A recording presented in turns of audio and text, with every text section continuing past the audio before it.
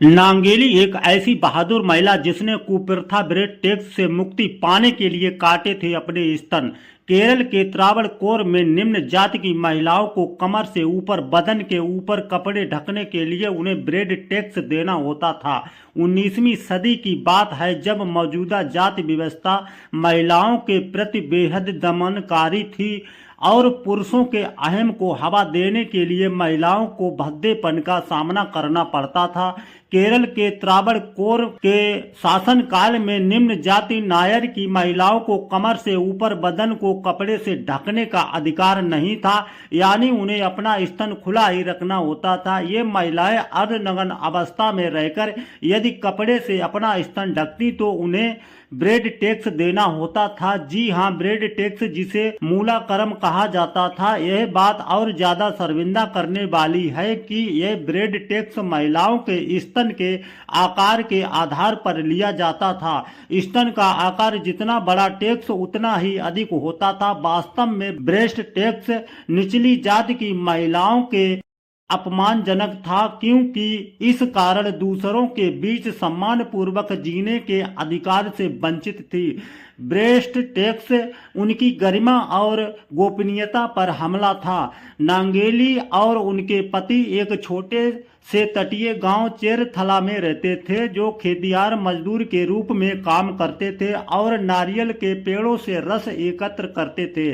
नांगेली दलित थी, एझावा समुदाय में से थी। उसने न केवल अपने लिए बल्कि सभी श्रमिक दलित महिलाओं के लिए आवाज उठाई। उनके विरोध में उनके क्षेत्र में विद्रोह की चिंगारी जलने में मदद की। नांगेली ने महसूस किया कि उसके समुदाय के साथ अन्याय हो रहा है। टैक्स के बोझ के कारण उनके पास दिन के अंत में खाने के लिए मुश्किल से मुट्ठी भर चावल का इंतजाम हो पाता था। आसपास की महिलाओं की स्थिति दिन प्रतिदिन दयनीय होती जा रही थी और नांगेली का अन्यायपूर्ण और आपत्तिजनक टैक्स के खिलाफ गुस्सा फूट पड़ा। पति से बात की और निर्णय लिया कि किसी न किसी को तो आवाज उठानी ही होगी।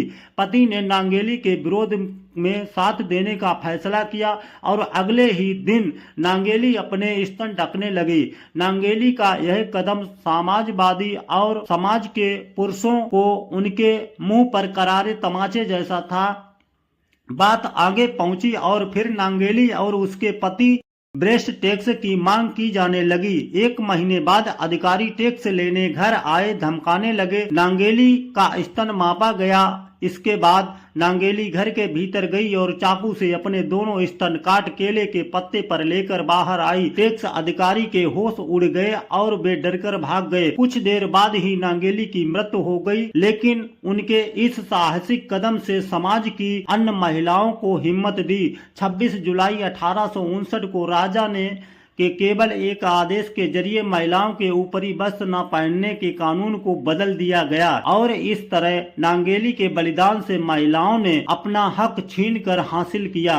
अजीब लग सकता है, केरल जैसे प्रगतिशील माने जाने वाले राज्य में भी महिलाओं को वस्त्र या ब्लाउज पहनने का हक पाने के लिए 50 साल से ज्यादा सघन संघर्ष करना पड़ा। नांगेली ने होने के बावजूद पारंपरिक यौन और सामाजिक मानकों का उल्लंघन किया। उसने अपने शरीर के प्रति समाज की शक्तिहीन सोच को शक्तिशाली प्रतिरोध में बदल दिया। भले ही नांगेली के शरीर को शोषित किया गया हो, लेकिन उसने भावात्मक रूप से घायल होने को मंजूर नहीं किया। हमारे समाज में अक्सर ये देखा गया है कि सामाजिक विकृति की हमारी चेतना को जगाने के लिए किसी मासूम को अपने प्राणों की कीमत चुकानी पड़ती है, लेकिन क्या ये सही है?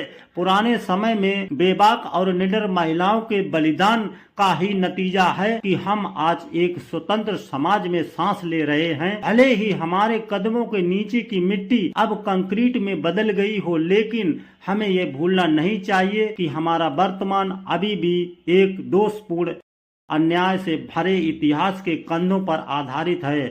एक बेहतर समावेशी भविष्य के लिए प्रतिरोध की कहानियों का निरंतर लिखा जाना आवश्यक है। तो दोस्तों, ये कहानी आपको कैसी लगी कमेंट में जरूर बताएं। ऐसी और कहानी सुनने के लिए वीडियो को लाइक, कमेंट, शेयर जरूर करें। मिलेंगे फिर एक नई कहानी के साथ। तब तक के लिए जय हिंद, जय भारत।